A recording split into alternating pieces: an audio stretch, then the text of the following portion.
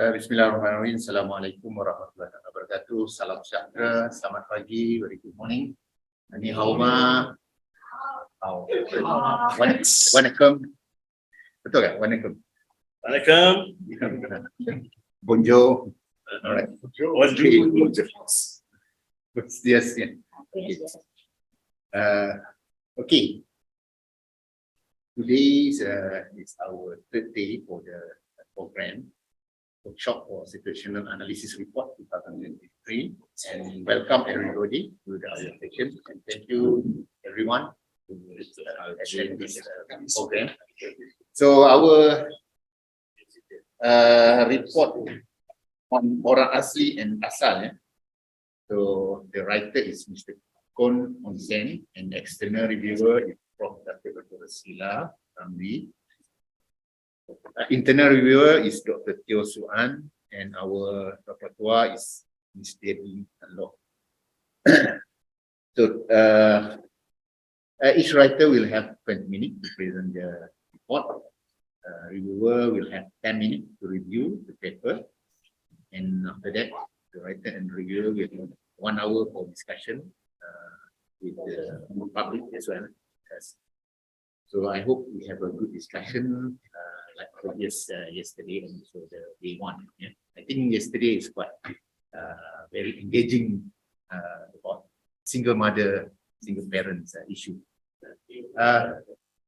Okay, without further ado, pass the session to Mr. Kon. Thank you. Thank you, Dr. Sein. Good morning, everybody. I yesterday I was here and Jeffrey said this is like a thesis defense. But no.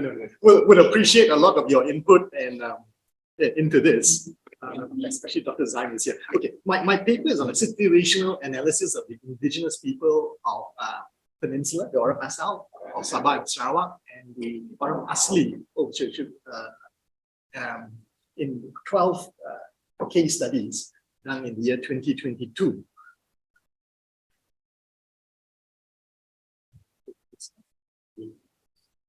It's not moving the next one. I got someone to control. Okay, if someone can help me with that, then that would be great. Voice. I'm going to do some introductory remarks, and just some quick introductory remarks is looking at many of the complaints. The communities are struggling with cost of living arising from a primary economic activity strategy that gives low incomes. So a lot of them have all palm, some rubber, and that seems to be the most popular economic strategy. But despite that, many of them are complaining about and are struggling with cost of living. Secondly, the nearby land degradation and destruction of watershed areas have a knock-on effect on the communities, particularly in terms of access to clean water, and then sometimes in flooding, as these are connected issues that were featured across many of these case studies. The causes of land degradation, rapid market integration giving rise to other areas of challenges, low income creating insufficient jobs, unemployment, urban migration, poverty, access to education, health, drugs, and crime. So that seems to be a pattern that is interlinked with youth and employment and other social issues. And at the end of it, I seem to get, after reading all these case studies, it gives me the impression that the policy benefits are not quite achieving the intended goals. The stress signals from the community of rising costs is something, it seems to be the policies are not working. So, okay, that's part of it. Okay. Now, looking at some literature as well, and desktop studies, we find that for the Orang Asli, okay, this is in terms of for the next please, next slide. Can someone help me with the next slide? Yes. Oh no, sorry, the one before this. Yes, okay, Orang Asli, okay. Okay, now in respect of Orang Asli, the multi-dimensional poverty is due largely to a slow recognition of their ancestral land rights. Yes, you can move that. But No.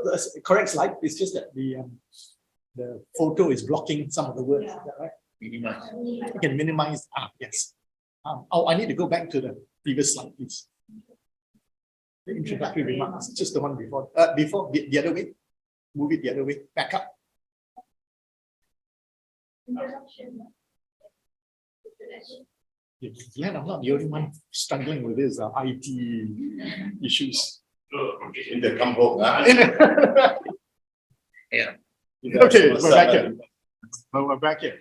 So for the orang asli, basically the major cause of their poverty is due to destruction of their ancestral land rights and environment, and this is resulting in a depletion of natural resources and a rapid penetrating market economy, which have disabled the orang asli.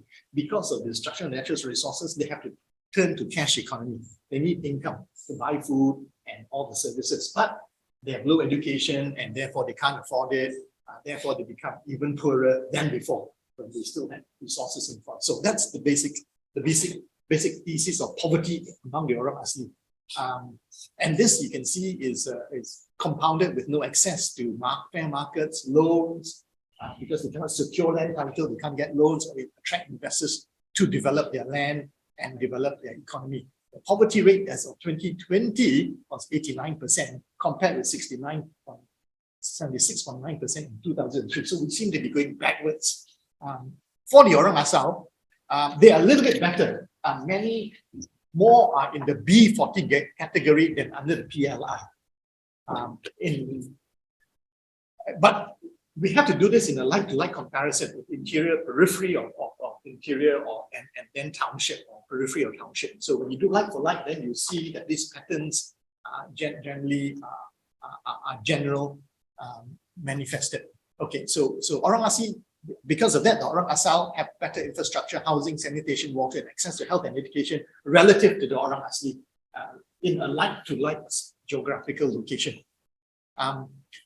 The other thing I want to point out, although their income is below the PLI of 2,204 per household, they are not necessarily facing zero hunger or abject poverty because they have land to grow their food. Unlike urban centers, if you don't have that income, you are really in big trouble if you turn to crime or something to make up for it. Whereas in this case, they still can survive. And in some cases where there's forest left, the community will face lack of adequate nutrition. And so we have some cases of that where there is malnutrition among the orang asli. But both face destruction of the environment and face land challenges, rights to land.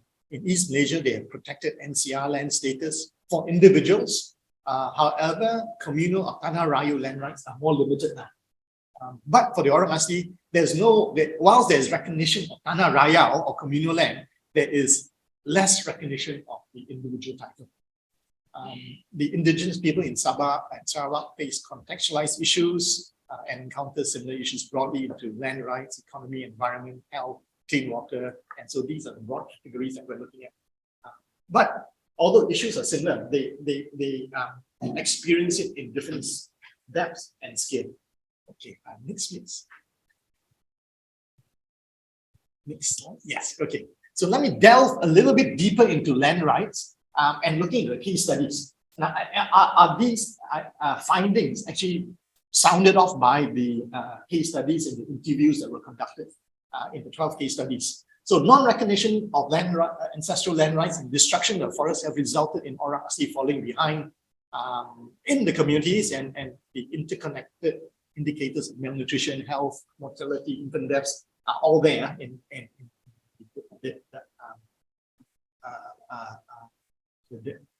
the data sources.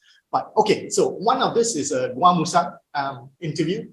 Prosedur projek pembangunan yang tidak terkawal terutama di lodging boleh menjejaskan dalam sekitar penempatan orang asli dari kualiti air, contohnya di sungai tanah tinggi, logging seperti Sungai Ber, Balatop, Brook dan Miri pernah mengalami pencemaran sebelum ini. So there is they themselves are able to recognize that because of the logging, their air and their water sources have been contaminated.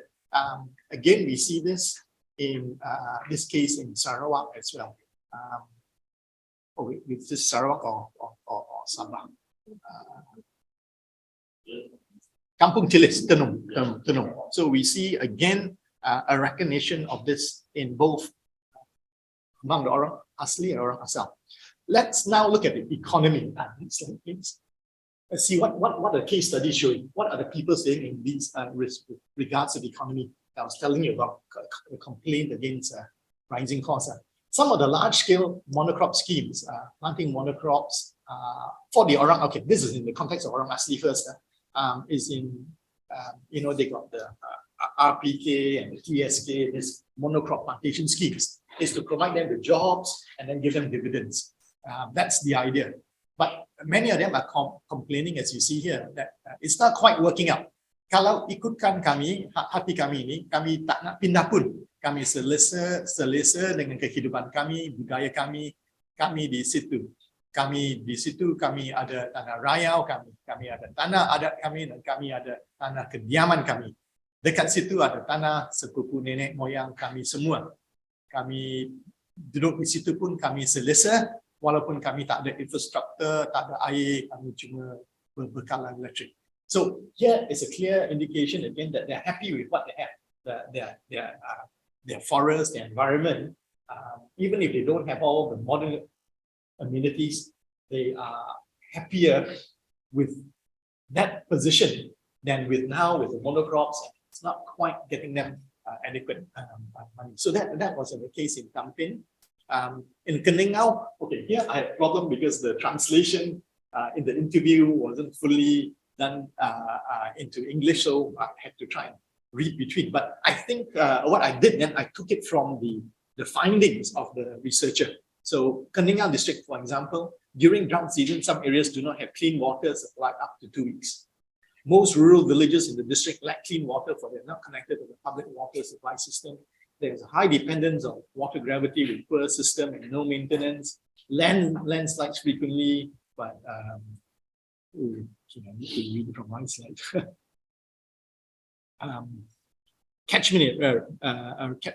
Landslides frequently bury rainwater, the catchments resulting in contaminated water. So this is Kampung Tobohon and Kampung Bogian, Bunga Raya and Sabah.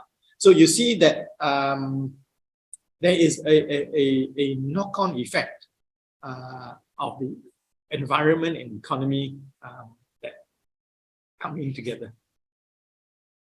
Okay, so next please. So the findings and conclusion would be from the situation analysis, there are 7 points that I draw here. The first that I've already gone in a little bit more detail, land degradation or loss of natural resources are being replaced with economic options like oil palm and so forth, are not generating a strong economy for the community. That seems to be running throughout many of these case studies. Secondly, both the economic options result in ensuing problems of contaminated water due to deforestation of watershed areas or chemical runoffs from the plantations or mining. There's not enough water for agricultural population, further affecting their incomes. And destruction of forests causing flooding and loss of even fish life. That's Tanjung Manis and Igan. We see that featured as well. And the people recognize it. Thirdly, the indigenous communities are not able to adapt sufficiently to the rapid integrated market economy. So with oil palm and all that, prices are fixed. They are fixed by international players, and so when prices are low, they are worse off. And as a whole, they don't seem to be benefiting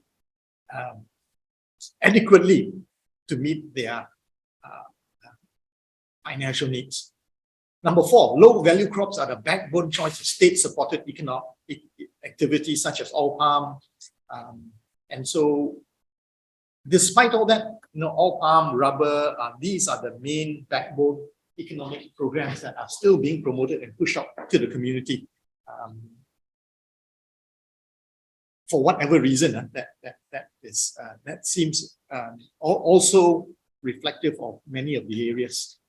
So seems to be, as a result of that, it's a weak compensation for the destroyed environment and natural resources. So not only so they use their subsistence economy. They will bring paddy or some subsistence crop, and with the natural environment, they seem to be happy, adequate, sufficient. But now, by wanting to move them to a more cash-based market economy, they're being promoted with oil palm or rubber. So that pushes them, and in that process, they destroy a lot of forests, and destroying the environment. And whilst it's giving them better income, the question is it giving them a better standard of living and well-being? Because now, with contaminated water and air and their agriculture being affected because not having enough water, they're losing that source of benefit. And are they being compensated with a higher income to replace that? So those are questions that need to be asked when we take this huge plantation approach.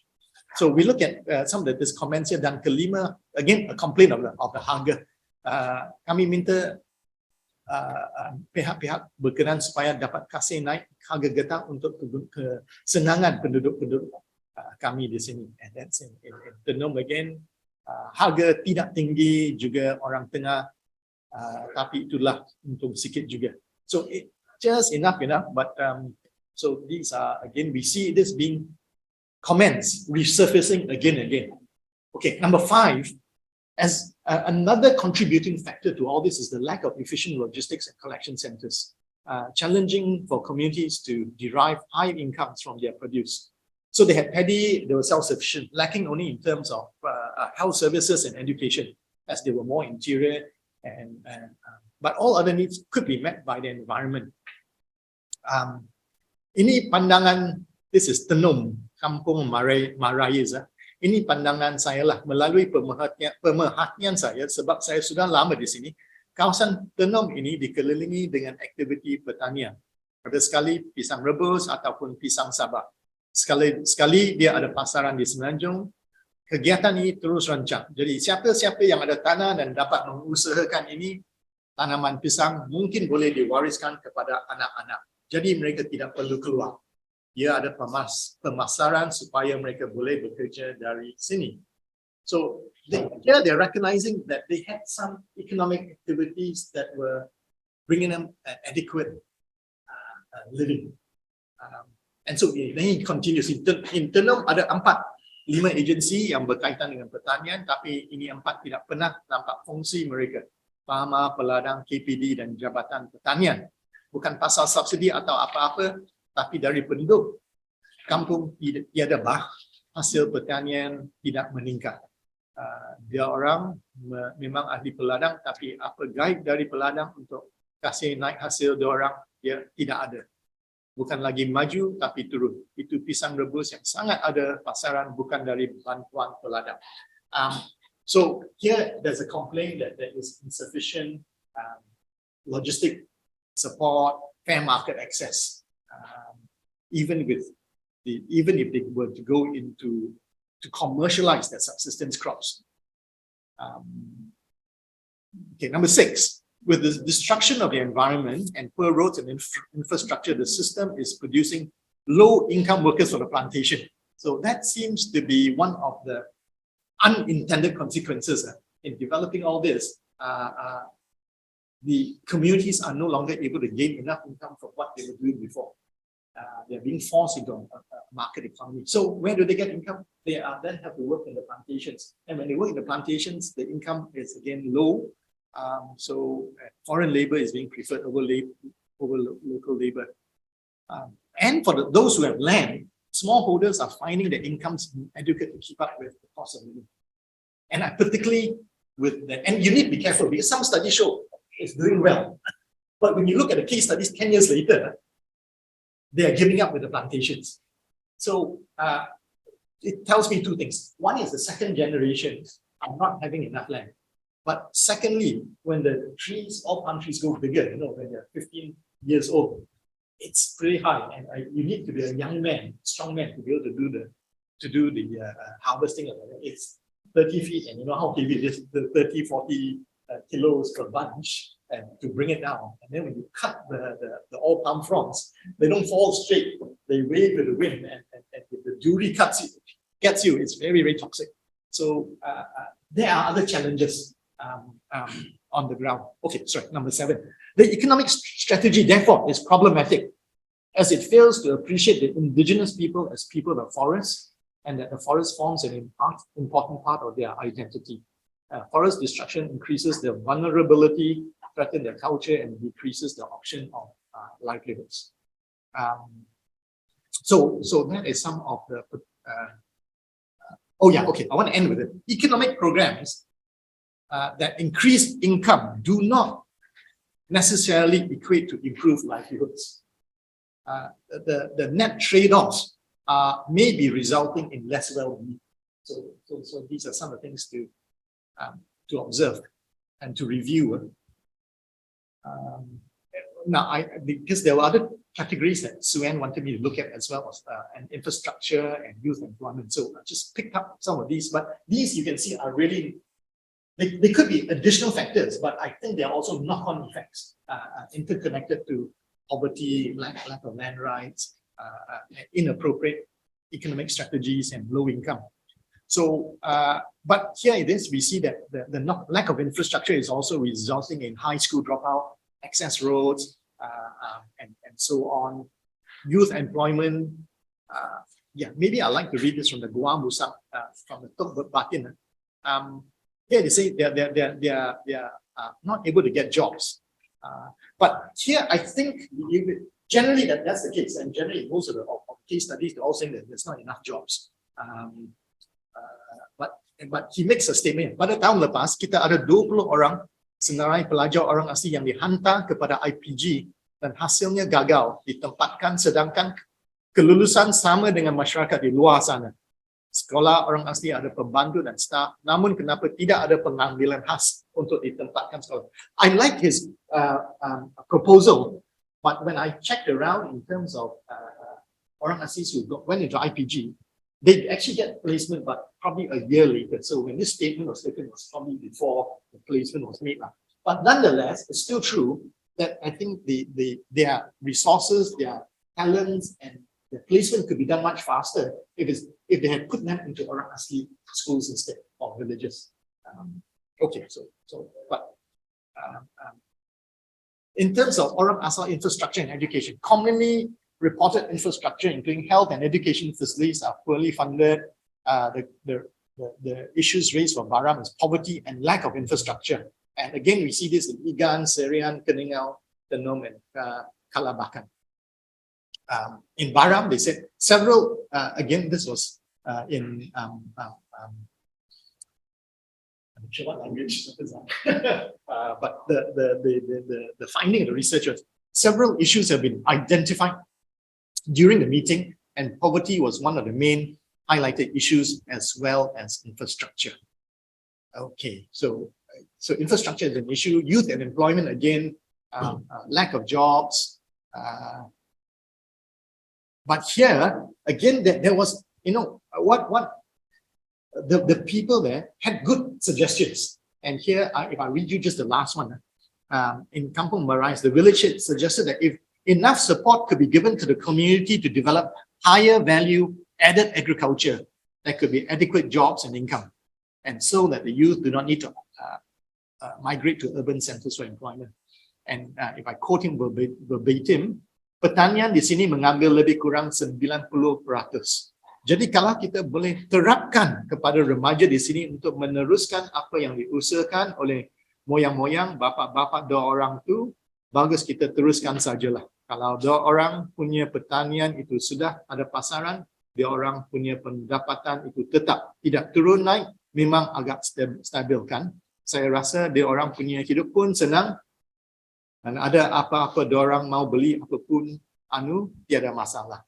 So there is, solutions coming from the ground, that if they had chosen more higher value crops and given the right support to market access, they could stem the rural-urban migration. They could create jobs and they could create adequate income.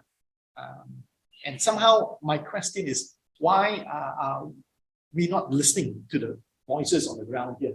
And we still are promoting all these monocrops when the people are saying otherwise. Okay, so recommendation. Let me come to recommendation here.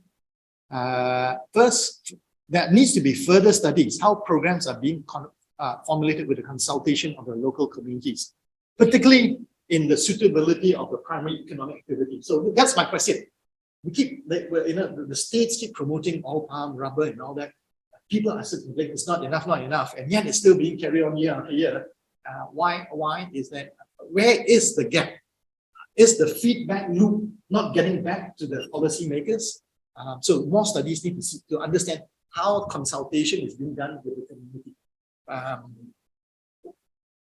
If programs are implemented in silo rather than integrated holistically to achieve the grand purpose of improving well-being, how are they integrated to the process to address the whole challenge and to achieve the grand objective? Is it just to increase income? Are they looking into well-being as the objective of this economic program design? In Sabah and Sarawak particularly, there's so much talent and natural beauty in these states, yet many issues linked to low income and destruction of the environment still persist. There's a need to factor in their intimate relationship of the community and the environment in this development strategy. So we see there's also the environment knock-on effect. When we develop certain trade-offs, water gets contaminated, there's not enough water for agriculture, there's flooding. So those trade-offs need to be factored in more carefully into the equation as well. And therefore, there needs to be a more effective engagement with the community to review these economic strategies and priorities of the people, and then finding sustainable solutions. The indicators, I would think, besides economic growth, should incorporate wider indicators like well-being and SDGs. Consultation with communities is critical. Oops. I went on to the next. Engage for. We had 2 more minutes. I've got 2 minutes. So thank you. I better rush here. Okay, consultation with communities is. I'm still in 4.1. Okay, consultation with communities is critical. Partnering with the orang asli to sustain the forest. Now, this is it. See, the orang asli and orang asal are the champions in protecting the forest, and I call them leaders in nature economics. So we need to bring in their strength and their talents into doing it. And the EFT is one good way, like fiscal transfer. But I don't have time to go there. 4.2, please. Next slide. Okay, engagement of the communities for local solutions. So I say policymakers need to take that into account. But we see from all the case study, evidently the community have many ideas and are able to articulate local solutions. And therefore, we need to take that more and more. So some of the accounts like 30,000 they were earning before in the Nom Kampung Marai's case. So why was that not repeated if they were bringing good income? So much enthusiasm by the community in sharing ideas and willingness to grow new things to generate high income. But again, I don't see the policy change to adapt to that. So more engagement with local communities are much needed, and understanding the process of consultation, how that feedback loop is given back to the policymakers. Next, please. Number 3. Do no harm. Okay, so when we bring all these economic strategies and it destroys the environment, it has a knock-on effect. So there must be a principle of do no harm, because one benefit against the destruction can actually net off any benefit at all. And so the question is, and the local people have local knowledge of their environment and these services. So again, it comes up with participation and consultation to the community. What are the trade-offs that are going to equate in a net gain for everyone and well-being? 4.4, please. Next slide.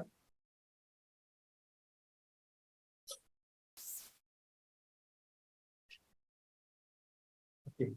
Then in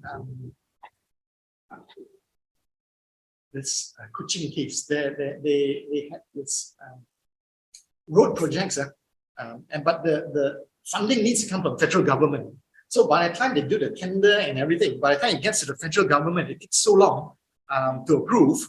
The cost of construction has gone up. So that it never gets done, and it's been having years and years. So they say that the necessity for state-federal relations to improve. 4.5 partner Orang Asli as guardians of the forest. So we see that the forest now with more recent studies, we see that the forest has a direct impact on the environment, on climate change and the economy.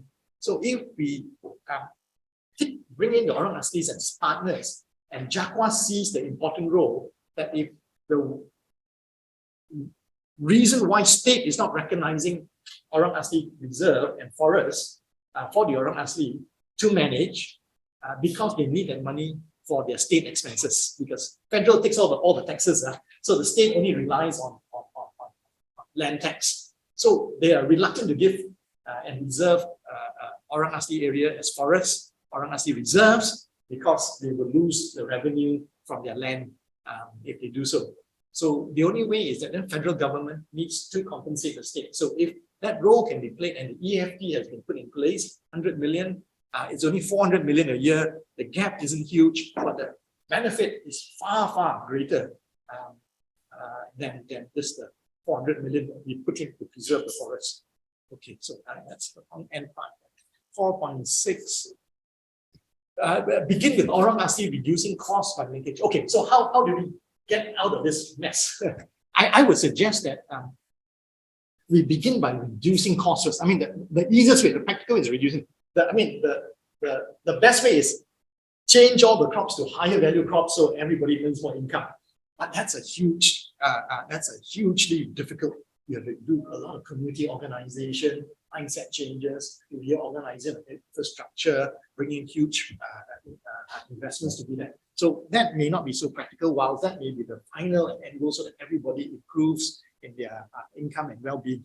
More on a practical approach, maybe is to start by maintaining the monocrops, but begin to start reducing their cost of living by organizing them to do their to bring the subsistence crops, vegetables and fruits and so forth, livestock, and organizing them into markets, local markets. So you don't have the issue of transporting from there to Kuching or Miri or the big townships where it will take 8 hours one day to travel. Now, organizing that and because of doing that, your price can be kept low because you have taken off a huge amount of the logistics costs and the middleman by organizing within the community.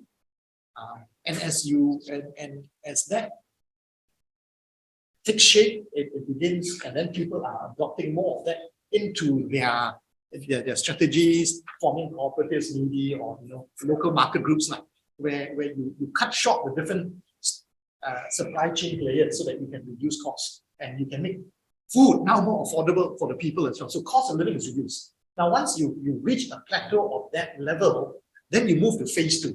And phase 2 is then now they have the ability to grow these things. Now you scale it up to a level which are higher value crops and going into the bigger markets. And then, but this phasing will allow the government to use its funds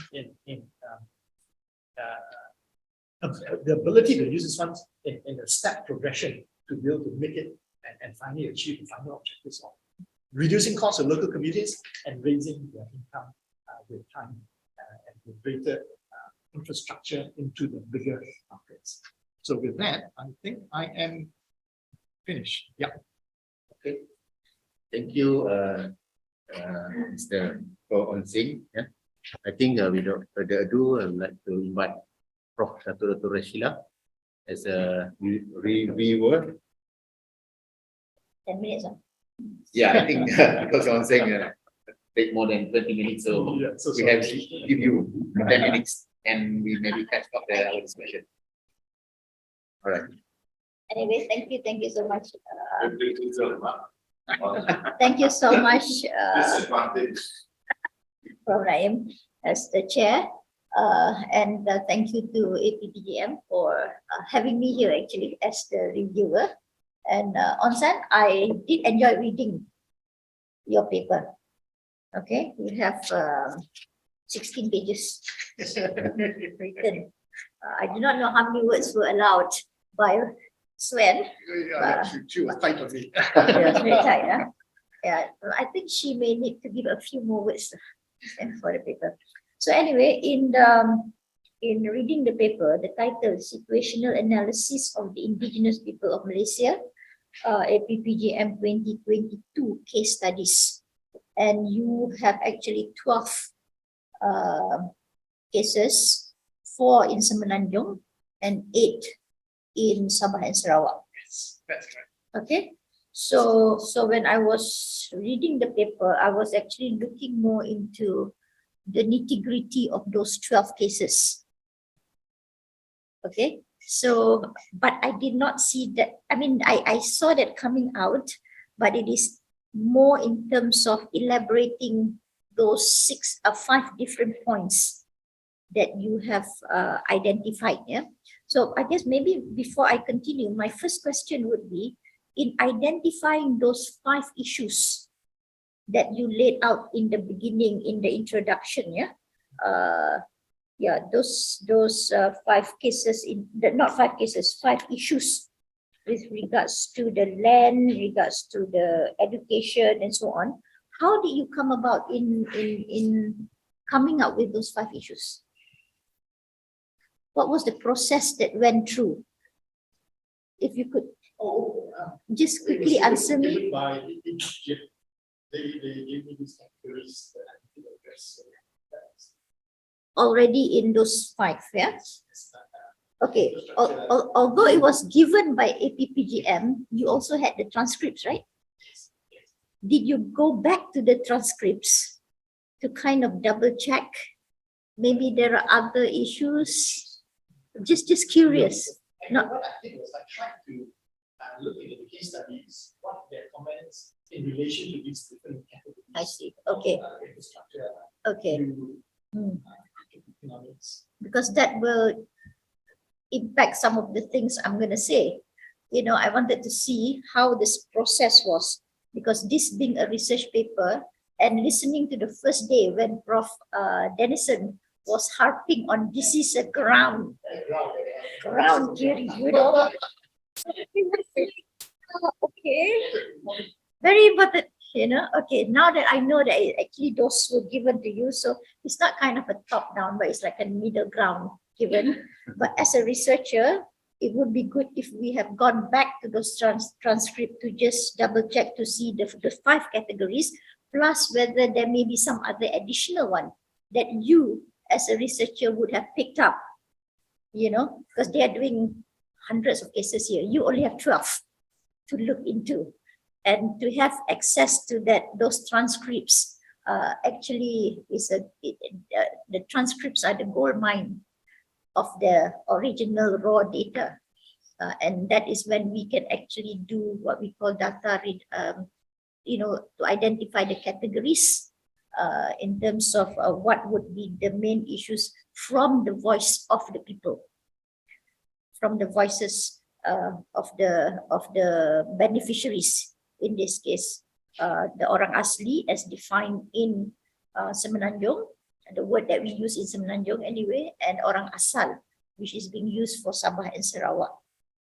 Okay, so that would be something that might be added, might not be added, depends on the situation lah. Okay, so in the paper itself, then you went to the your presentation, actually you highlighted the part on the literature review. Maybe you have done it in the first draft. I'm sure this is already got no how many draft then. So if you do have a section there, since this is a research paper, then that would have added strength to the paper. But you did present it today. It's not in the paper, but it was in your presentation. So maybe that is a section that you can add prior to your research method in the overall revision of the paper. Yeah. Now, under the research methods, you want to call it research methods, which is a collection, or do you want to call it research methodology? Because this is a qualitative approach to writing. Yeah. So there are usually three things I would look for. The first one, what types of data are we looking at? The second one would be what type of data collection method of data, how do you collect the data? And the third one would be how do you analyze the data? Under that section, 3 paragraphs. Minimal. 3 paragraphs. Type of data, data collection itself, how do you collect this data? And the third one would be how do you analyze the data? 3 paragraphs. Okay. So what you have here is basically you did mention the limitations. You went straight into basically the profile, which is fine, because that would be actually the beginning of what I would like to see in the findings. Because in the findings, when we do this kind of, say in this case 12 cases, then I would go into the profile of those 12 cases. Just minimal. And in fact, you can just do a table. No need to write a lot on it. Just a table of those 12 cases, and then because you have been given those 5 issues, maybe you can actually highlight in those 12 cases which are more prominent out of the 5 issues, because you did make a very interesting statement in the introduction. You said, in fact, you had it on the screen just now also.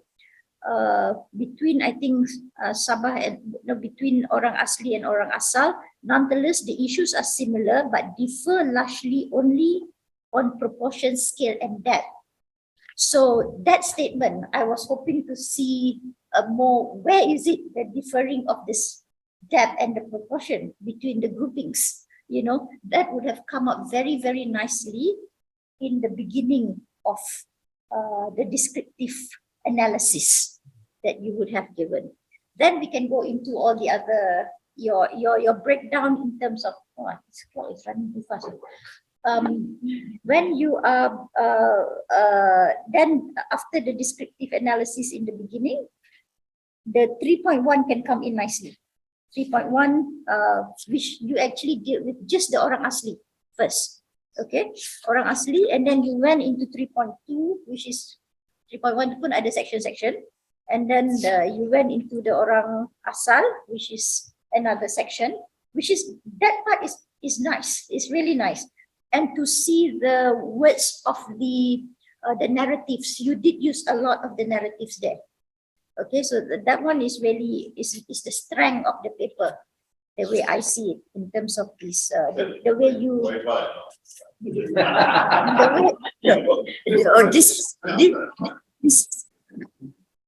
This one, Pas main dah. ini chapter berapa dah tadi?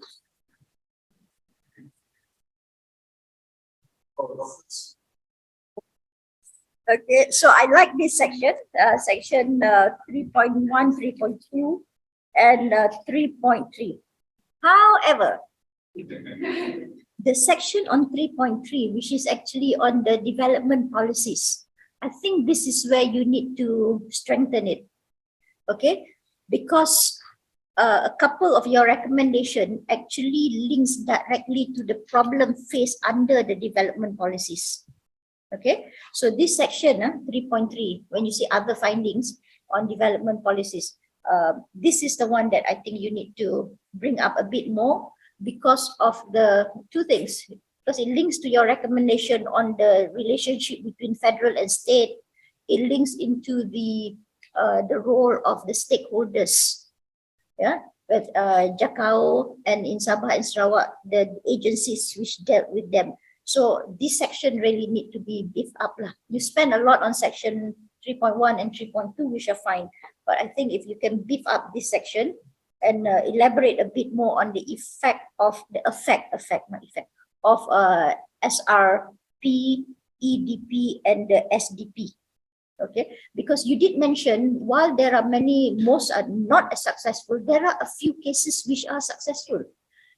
if you can highlight a bit on those, what is it that make them successful? Because then what will happen if you can do that? What are some maybe best practices there or something of that nature that will add, that will give us the benefit in the recommendation? Is there a certain model that actually through APGP, now we have 12, later we will have more cases. Are there certain kind of maybe model that we can come up to offer to the government with regards to the balance between those subsistence crops and the cash crops? You yourself mentioned now that from the ground, there are a number more, they are offering what are the crops that they can grow actually in this particular land also, because the land structure will be different, Sabah, Sarawak, and similar. Maybe some will be similar, but maybe not. So I think that would be the strength of this paper, because in the end, like Prof Dennison will say, what's new about this work? Dia tak dengar tu tau. What's new about this work? So taking up to that, I think it's the same thing. This is something new that you can actually offer. What kind of model in terms of the development, the policy wise? Yeah, look into those good, the few good cases, and what is it that the agency did differently compared to the not so good cases yang banyak tu. Yang tu kita dah tahu cerita. Ni yang good one ni. Was there something there? Is it the leadership? Is it there is, as you say, more interaction between engagement on the ground before they did the work? I mean, these are things, the SOP that we can put it in, So these are some of the things that came up. Okay, so because of that, under the section, Dr. Sue, bagi saya 10 section to read. Under the feasibility of recommendation, maybe you could actually break it up into 3 sections, which is for Semenanjung, Sabah Sarawak, and Borneo, and then the policy. So if you divide it that way, it is easier for us also to follow up in the long run, and then a good comparative between issues in Sabah Sarawak, Borneo compared to Semenanjung, because there are differences there that we can actually work on it. Similarities pun tak apa, it's okay. The others are just technical, which I think later you can take a look lah, because there are a couple sentences I wasn't sure how it was linked up. Okay, there were some sources that need to be put in, but regardless, it is an important paper, because not many people would do work on orang asli at this point, orang asli, orang asal. Research wise, even at the universities and so on, ada. Tapi we had a whole crew, Prof Dennison, when we had Prof Hud Saleh and all those, at that point, it was very strong, the second generation of scholars, Nobel and so on, but still not as prominent. But I think, these are some of the things for us to consider. Anyway, thank you so much. Can add some more later. Thank you, Prof. Rashila, for your reviews about the paper. Actually, it's like PhD Viva. My student just passed the Viva today. Just now, I got the message from Congratulations. her, PhD in Institute of Borneo Studies for Education. So past is minor correction. I just am quite feel satisfied with the work. Okay. Anyway, the issue of what mentioned by Prof. Rashila, maybe can I repeat, say about maybe we can put that in the introduction or the review about the three prior and informed consents. That is specific right for the being recognized by United Nations on the Declaration of the Right of Indigenous People. One maybe in the beginning we just discuss in the paper. I think maybe we can open to the consent. You want to say something coming from the point of view of Thank you. Appreciated all those. Very, very helpful. I was trying to fit, because we're dealing with a framework of these 5 categories, so I was trying to fit to that. But giving a license to do more, yeah, I think that's very good. So I was also prescribed by my actual one of the 15 documents, so I had to bring it down. So a lot of things that we said, policy case, I just didn't have enough time to expand on that.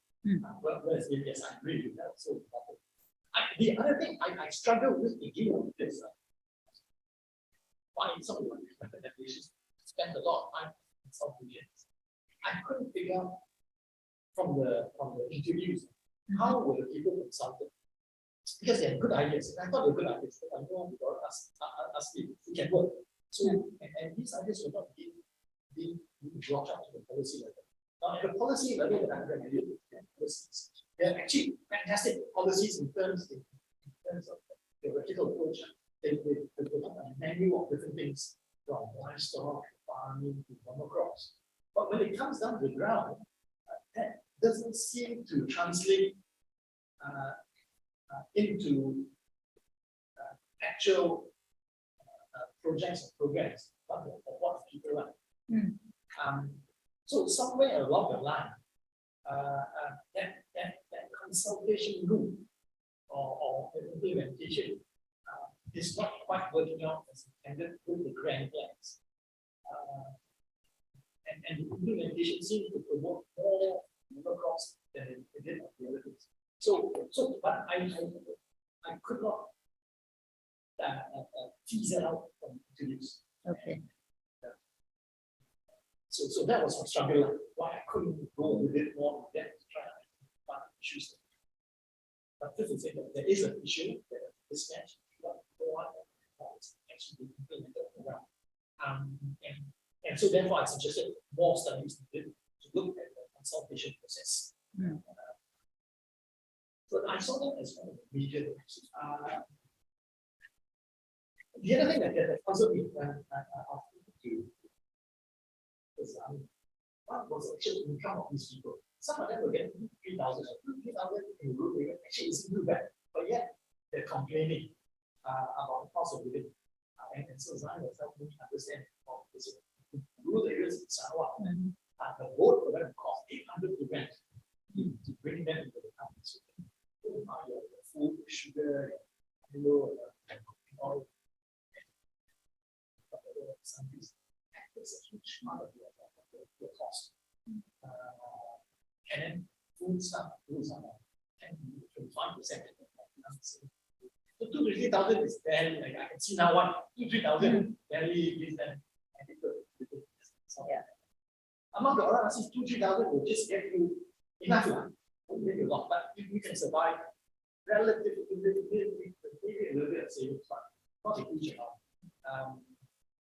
So in that sense, for the implication of PLI or MPI, lower income, yeah, it may not be so as important as the urban sectors, but at the same time, with the destruction of the forest and environment, and this is where I saw the linkage, that 2,000 to 3,000 really putting them in a comfortable position because now they've lost the kind of three things that get on the forest: the data, water, city, and access. Cost consumer items go up, they can go with things. So that was another interesting point for me. So when the people design these economic projects, when they look at all up, is 2,000 to 3,000 their benchmark, and is that benchmark realistic? And so therefore it goes again back to the design and execution. So these things I have no access. The bigger picture. Then. Yeah, and to that process. But these are questions that I would like to probe further and see how that is unique. And then I think in terms of answering, there was also a problem which again, one time put the paper is which are the agencies doing the delivery mechanisms. The information of which agencies are doing what is not clear, and how that information is related to people. And after it's being related to people, do they have a choice to choose the mode of economic options that they would like? Again, it was I think the questions were not skewed in that direction. So we're now in a blind spot again. So a lot of these things I could not really address. Just to highlight it as an issue, necessity for further study. Questions need to go into the process of consultation, the process of participation. So, and we will be focusing about how that being formulated with feedback and how that process also. So that is the basis of how the right to some of these recommendations. Of the recommendations. Also, there was one thing that I didn't mention just now. In under orang asli, you actually link up the SDGs very well. Maybe you can describe a bit on the orang asal, because that did not come out nicely in the paper, at least in this one. Oh. Can you link up a bit on the? And I think maybe because the definition of orang asal in orang asli is different. In Sarawak, when we talk about orang asal, in the articles 161, including Malay, Iban, Yes. Kedayan, Kelabit, Melanau, is under the article. But of course, they are, well established. But orang asli in Semenanjung, of course, different. I think it's not that is not too problematic. What is problematic? Not problem. What is the issues here is that in those 5 issues, the major issues which were identified, okay, what is more predominant in Borneo? Maybe tak kisahlah dia panggil orang asal atau kat sini panggil orang asli. What is more predominant in terms of the SDGs compared to in the Semenanjung out of those 5? Because sometimes we need to, when we have many, more than 3, usually we need to prioritize, because then we can focus on giving better recommendation. Issues banyak, typical like our issue mapping kan. What do you think? I don't have data. What are the inference I'm drawing this? And I think this inference is like that. Data to verify my thinking and this. Maybe orang asal. Okay, interior, I mean, those are special, especially the forests, and they will describe the forest systems still very much with the forest example. But those that are periphery to the interior townships, generally in East Malaysia, the orang asal are more developed because there's a lot more infrastructure support provided by the state, school, roads, economic projects, done much larger scale. And because they're a larger scale and also the majority population, that is a greater commitment of the state to provide this sort of infrastructure. So generally, if my education is higher level, many of them have higher education equipment, many of them have greater access to health, roads, and economic projects.